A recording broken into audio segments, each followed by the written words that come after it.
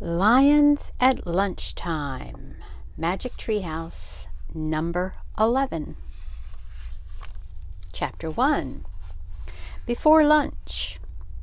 Jack and Annie were walking home from the grocery store. Jack's pack was heavy. It held a big jar of peanut butter and a loaf of bread. "Are you going to have a peanut butter and jelly sandwich?" said Annie. "Or a peanut butter and honey sandwich?" Jack started to answer, but stopped. "Oh, man," he whispered. "What is it?" said Annie.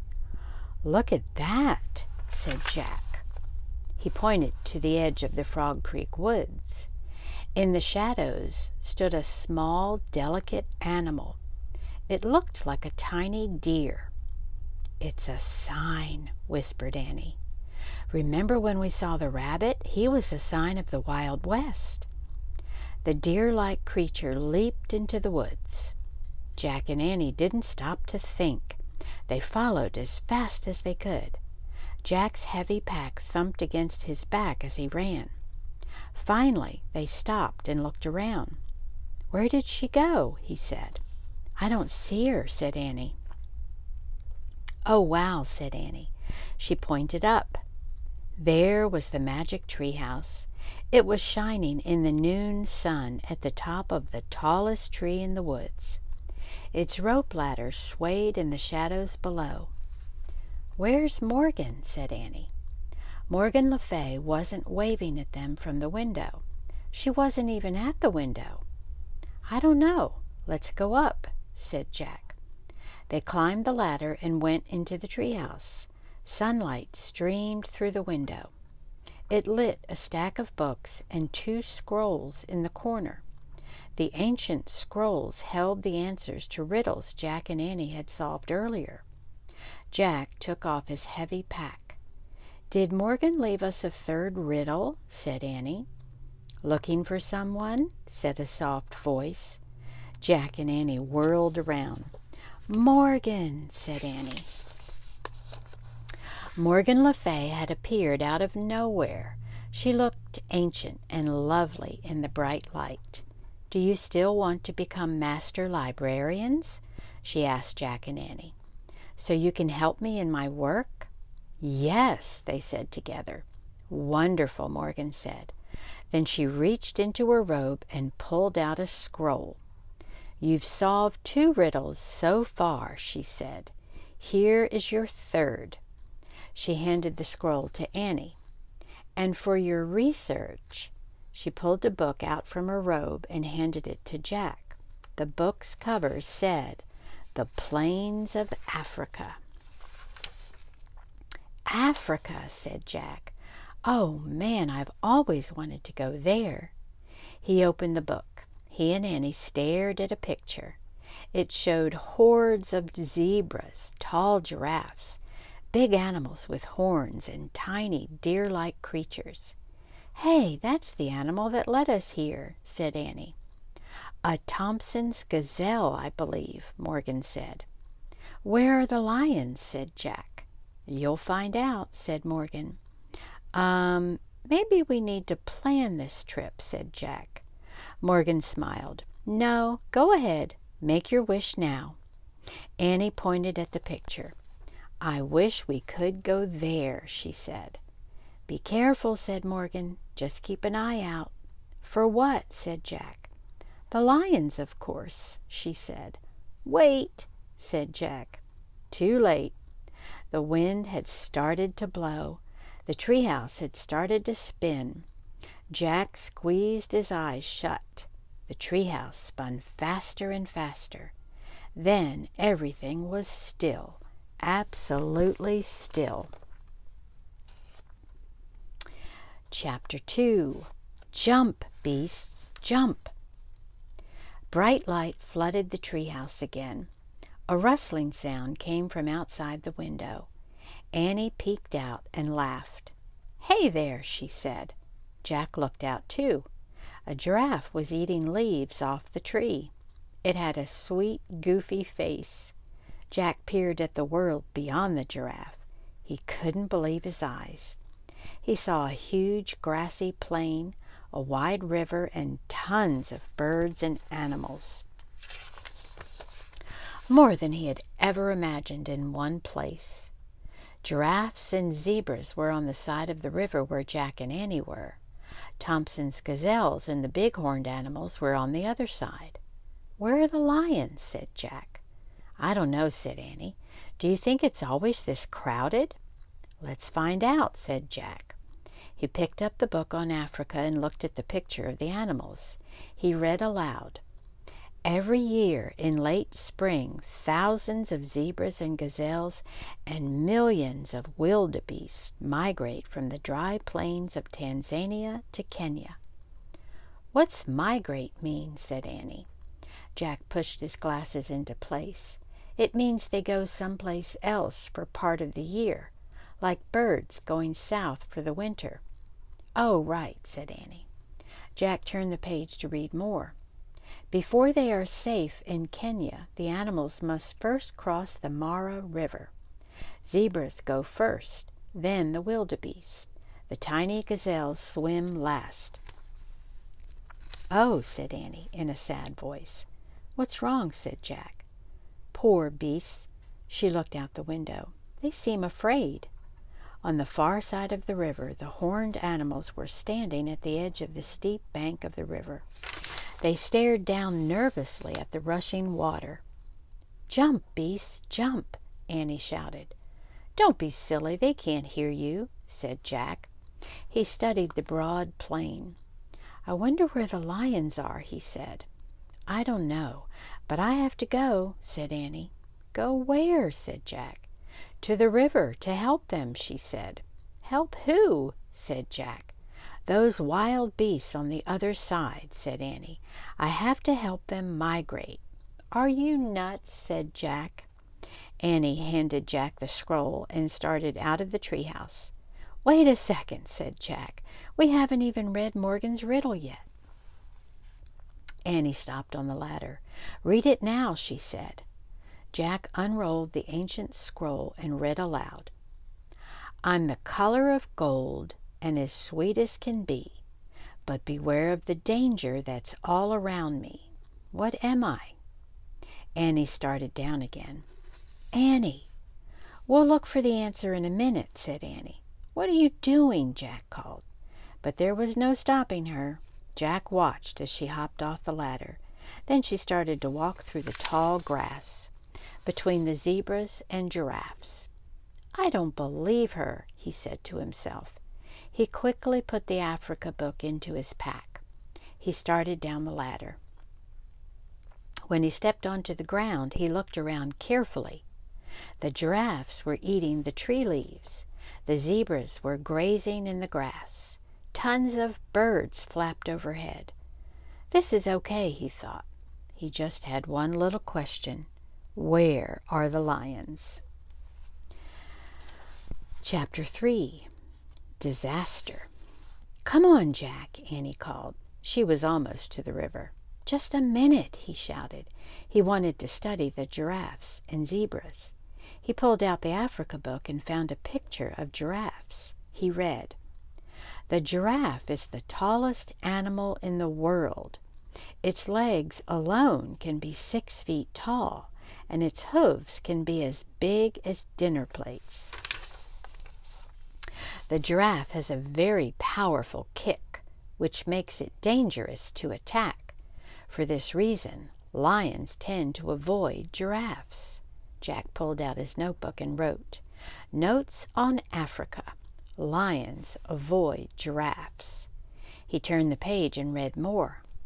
"Zebras live in family groups.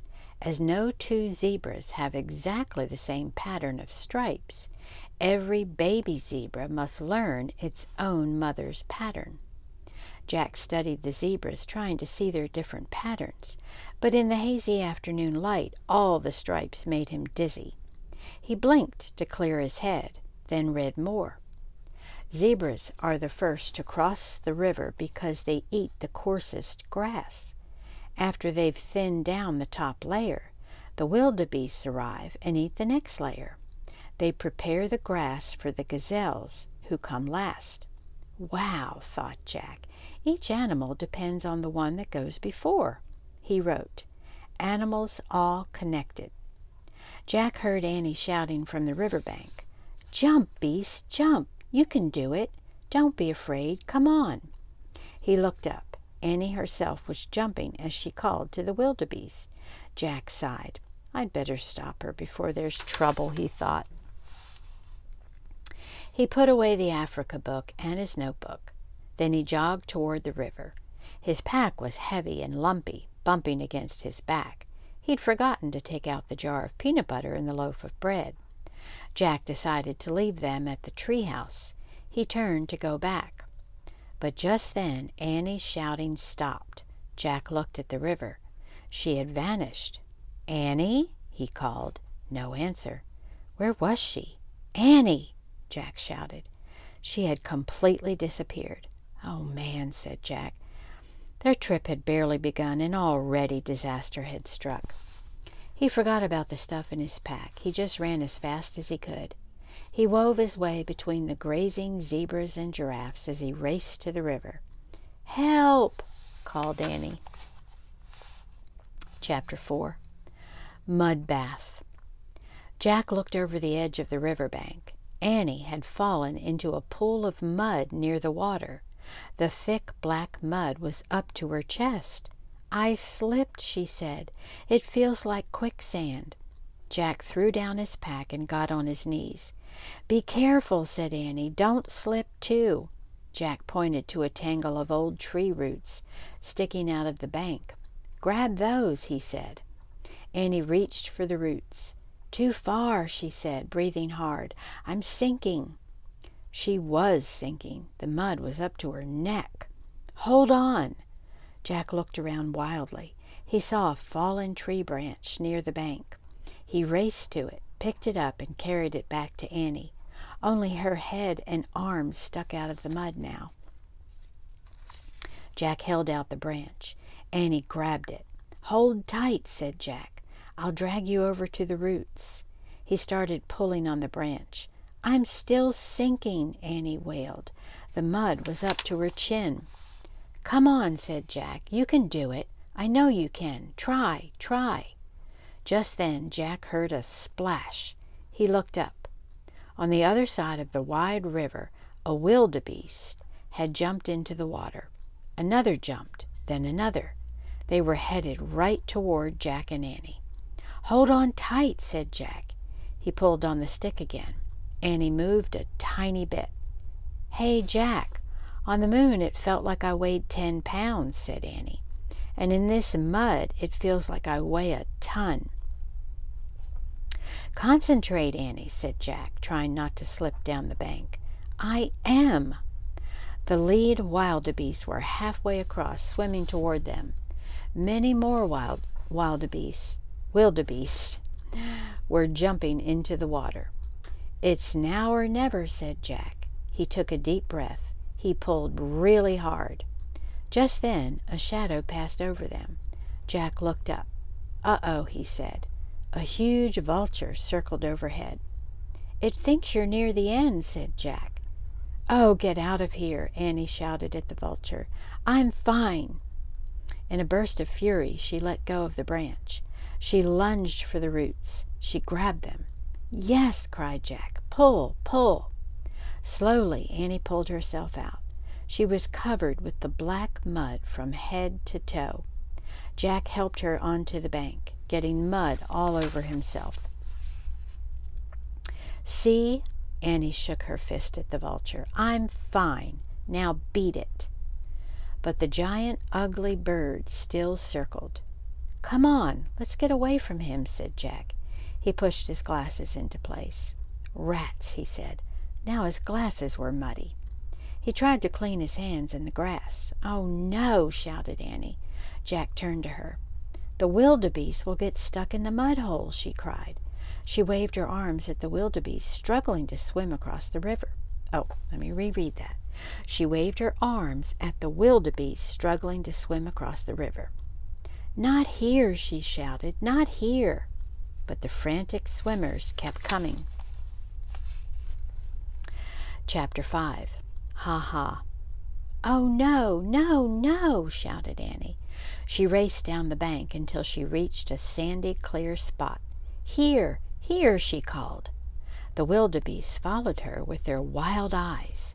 Jack watched in disbelief as the swimmers changed their course. Slowly, all the wildebeest swam to where Annie stood. She waved them in like a traffic policeman. Jack grabbed his backpack. "Annie," he cried, "let's go before we get trampled." "Keep it up," she shouted to the wildebeest as she took off after Jack.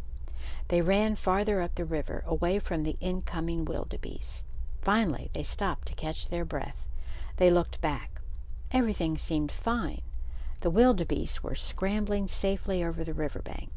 Soon they would graze on the grass prepared by the zebras. "Good work," Jack said to Annie.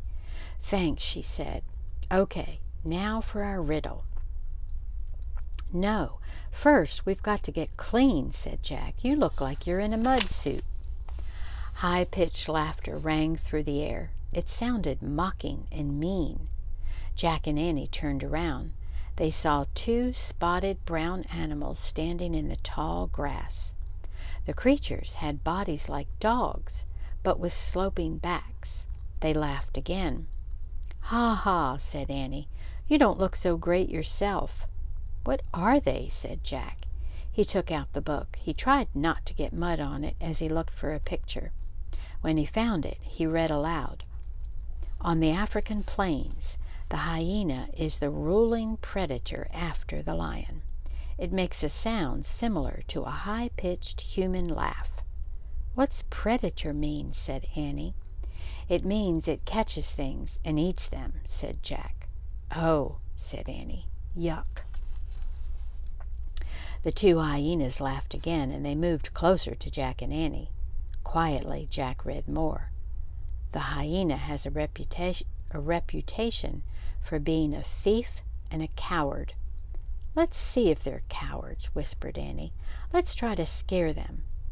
The hyenas laughed and moved a little closer. "How?" Jack asked. "Act like a monster," said Annie. "Now!" Jack and Annie made terrible monster faces. They put out their hands and rushed at the hyenas. "Arg!" they shouted. The hyenas yelped and scurried off. "Scaredy cats!" Annie shouted after them. "Come on," said Jack. Annie and Jack took off in the other direction.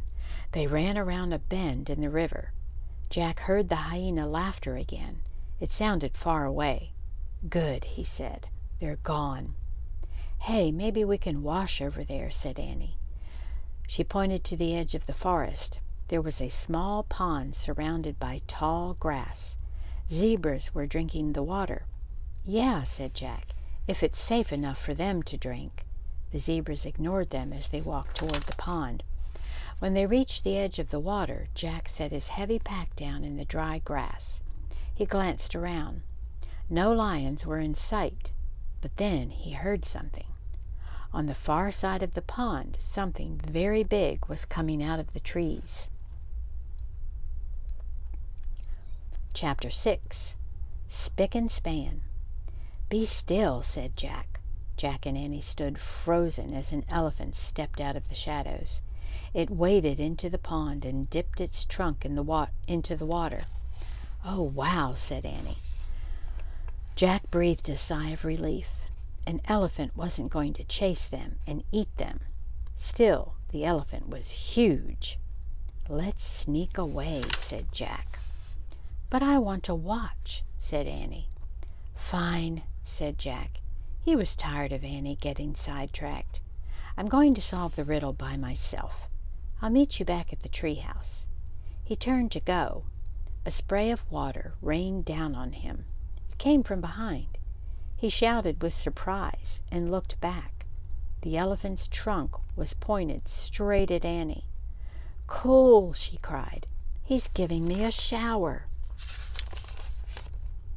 The elephant sprayed her again, then again. The mud slowly rolled off her face, her braids, her t-shirt, her shorts, her legs, and her sneakers. "I guess the elephant doesn't like dirty kids," said Annie, laughing. Her eyes were squeezed shut. Finally, she was clean and soaking wet. "Now it's your turn," she said to Jack. Jack stepped forward and shut his eyes tight. A blast of water hit him. It did feel like a shower, a strong shower. When Jack was clean, the elephant let out a grunt. Then he started to splash himself with water. "Thanks," said Annie. "Yeah, thanks," said Jack. "I'm spick and span now," said Annie. "When the sun dries me off, I'll be like new." "Good," said Jack. "Now we can get serious." He picked up his heavy pack. "We have to figure out the answer to the riddle, so we can leave this place before we run into real trouble." He looked around nervously. Where are the lions, he wondered. A small bird flitted near his head. "Hi," Annie said to the bird. Jack turned back to her. "According to the riddle, we're looking for something gold and sweet." "What do you want?" Annie asked the bird. The bird twittered and flew around Jack and Annie. Its feathers were dull and gray, but it had a bright, happy manner. "Annie, listen to me, not the bird," said Jack. The bird kept fluttering around them. "She's trying to tell us something," said Annie. Jack let out a long sigh. "You are driving me crazy today," he said. "But I feel like she needs our help," said Annie. "Maybe her babies fell out of the nest." "Annie, you can't save every animal in Africa," said Jack. "This bird is important," said Annie. "Trust me." The bird darted toward the trees. It landed on a branch and cocked its head at them. "She says, 'Follow,'" said Annie. The bird headed into the forest. Annie started after it. "Don't go in there," said Jack. "You might run into—" There was no need to finish. The bird and Annie had disappeared into the trees. "A snake or a lion," Jack said to himself. "Come on," Annie called. Jack moaned. He pulled on his pack and ran. The peanut butter jar thumped against his back. Chapter 7. Hi there. The forest was cooler than the sunny plains. It was filled with shadows and bird calls. "Where are you?" Jack shouted. "Here," said Annie. He found her in a thick glade. Bright rays streamed between the trees. Green leaves and vines swayed in the dappled light. The little gray bird sat in a tree, twittering at them. "Yuck, what's that?" said Annie.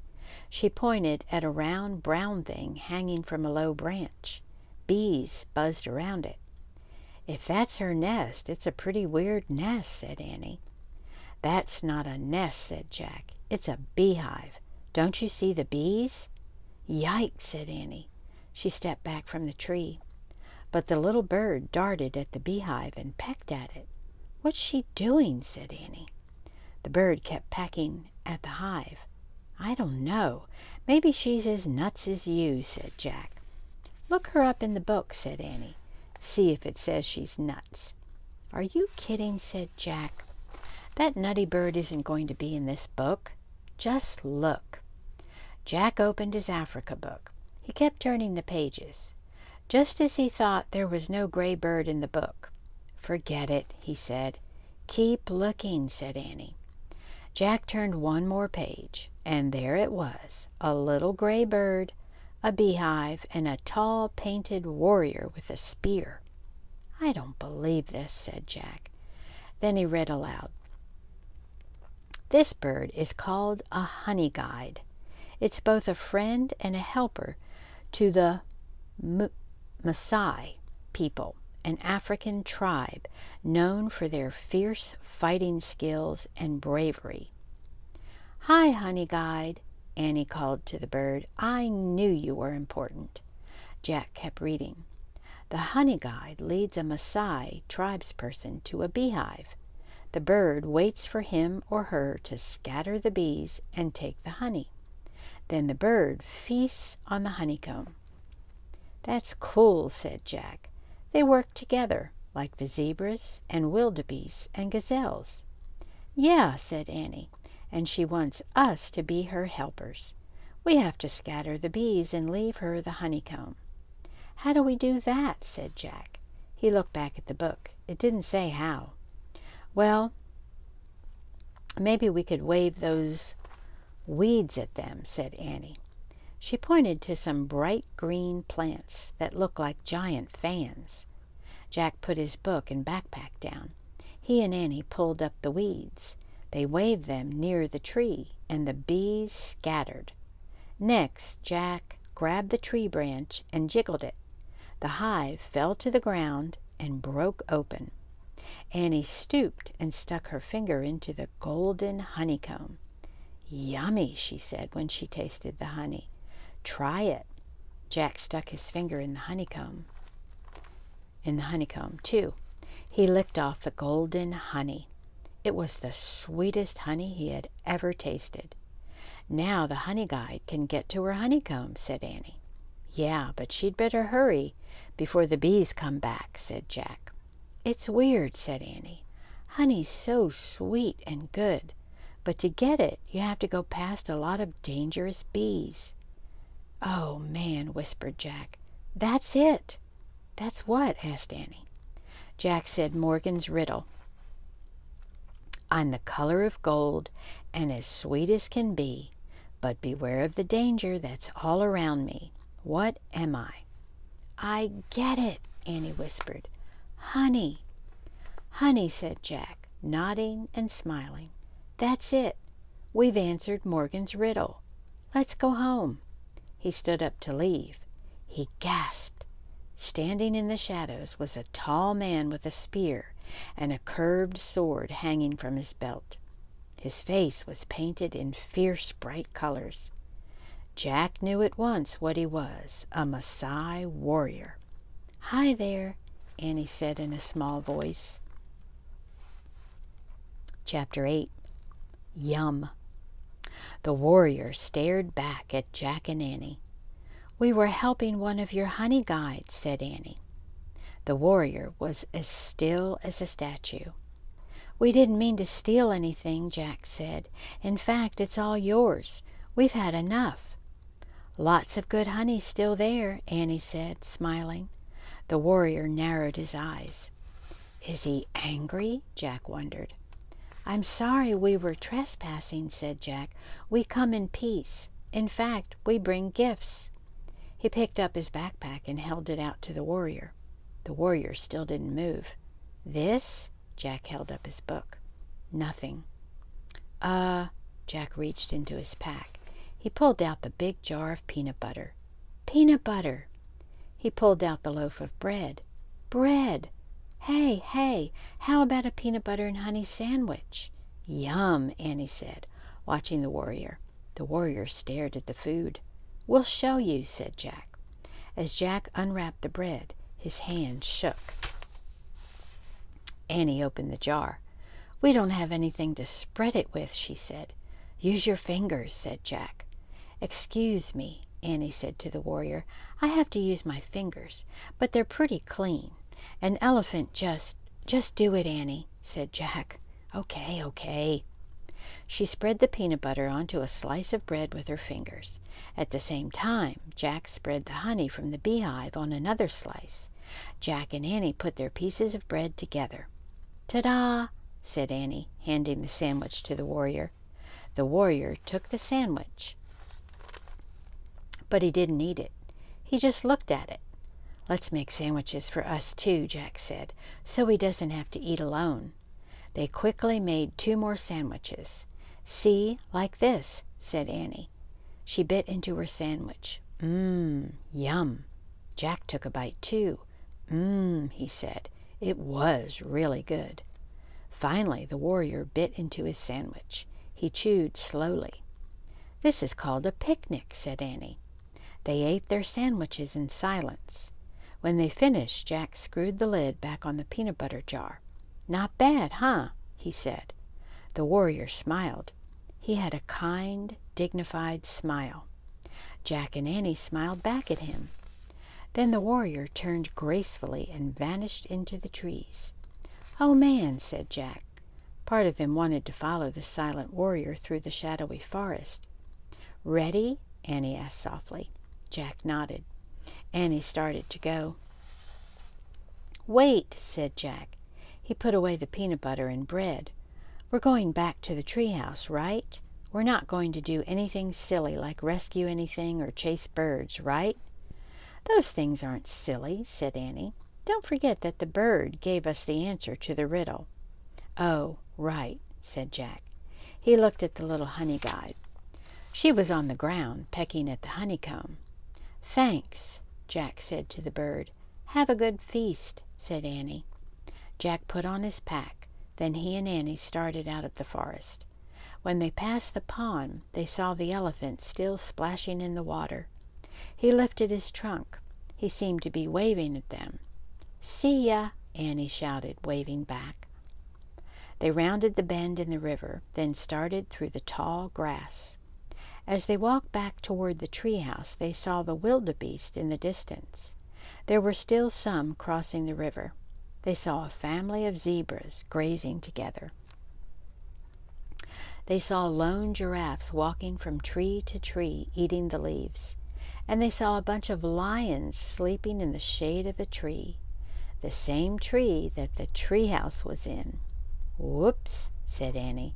Jack's heart gave a jump. "So there they are," he said. Chapter 9. Tiptoe. Jack and Annie crouched in the tall grass. There was a big lion, 3 lionesses, and a bunch of cubs. "I think they're sleeping," whispered Annie. "Yeah," said Jack, "but for how long?" He pulled the Africa book from his pack and opened it. He found a picture of lions sleeping under a tree. He read in a whispery voice,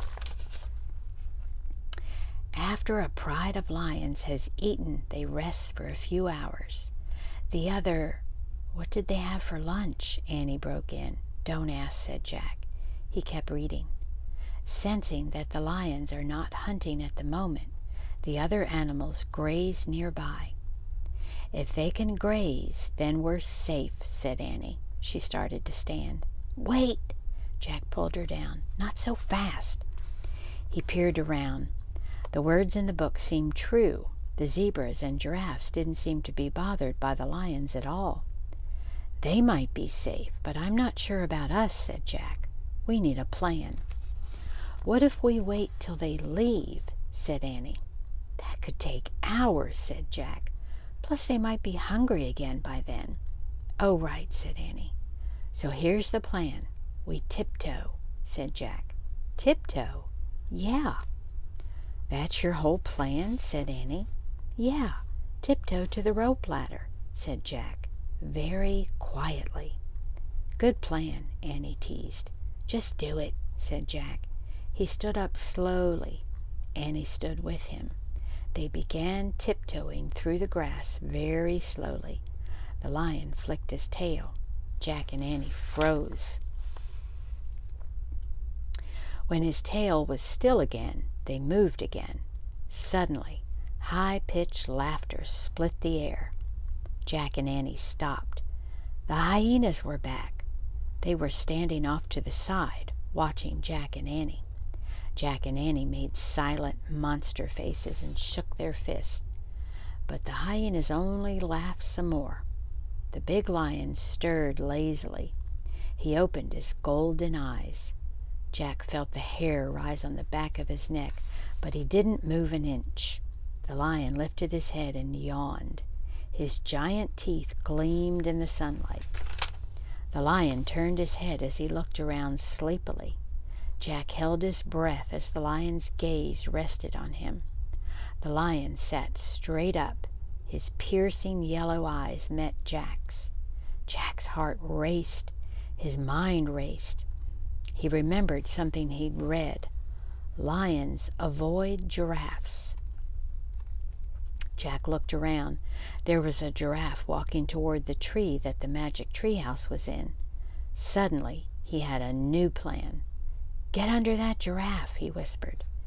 "Now you're the one who's nuts," Annie whispered back. But Jack grabbed her hand. He pulled her over to the giraffe and underneath it. The giraffe's legs were so long Jack and Annie could stand up under it. Jack's head barely brushed the giraffe's golden belly. The tall creature froze for a few seconds. Then she moved slowly toward the tree. Jack and Annie walked in the same rhythm as the giraffe. They got closer and closer to the treehouse, and closer to the pride of lions. The big lion had stood up. He watched them moving under the giraffe. When the rope ladder was just a few feet away, Jack and Annie dashed out from under the giraffe to the rope ladder. Annie scrambled up first.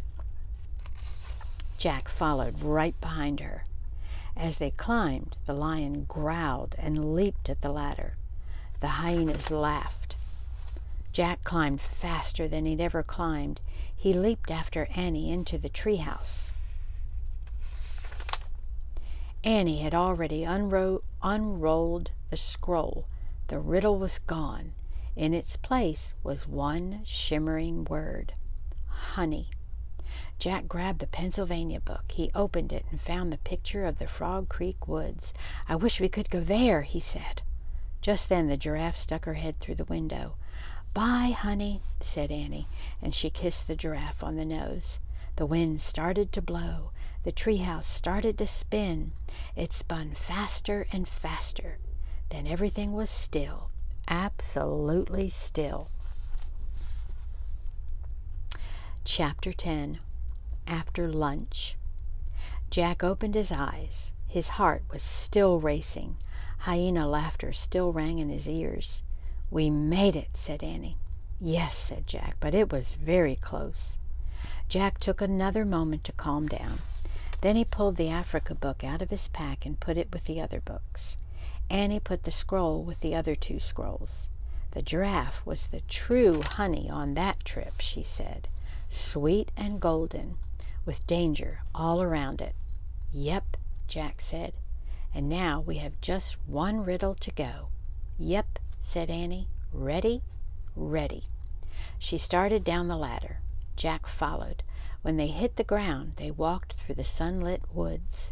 "It's time for lunch," said Jack. "I'm full from our picnic," said Annie. "Same here," said Jack. "What do we tell Mom?" said Annie. "We say we ate our sandwiches coming back from the store," said Jack. "What if she asks why?" said Annie. "Oh, just say we had a picnic with the Maasai warrior in Africa," said Jack. Annie laughed. "Right," she said, "because we didn't want him to be mad at us for taking his honey." "Right," said Jack. "The honey from a beehive that a honey guide led us to." "Right," said Annie. "And that happened after an elephant gave me a shower, and we scared off 2 hyenas." "Right," said Jack. "And after you fell into a mud hole because you were helping 1,000,000 wildebeest migrate across a river." "Right," said Annie. "And all that was before a giraffe saved us from a lion." "Right," said Jack. Jack and Annie left the Frog Creek woods and started up their sunny street. They were silent for a moment. Then Jack pushed his glasses into place. "We'd better just say we ate our sandwiches on the way home from the store," he said. "Right," said Annie. "And if Mom asks why," started Jack. "We'll just say it's a really long story," said Annie. "Right," said Jack, with, 10 chapters. Annie laughed. "Good plan," she said. "Very good plan," said Jack. They crossed their yard. They went up their steps and through their front door. "We're back," Annie shouted. "Great," called their mom. "Ready for lunch?" The end. Until the next one.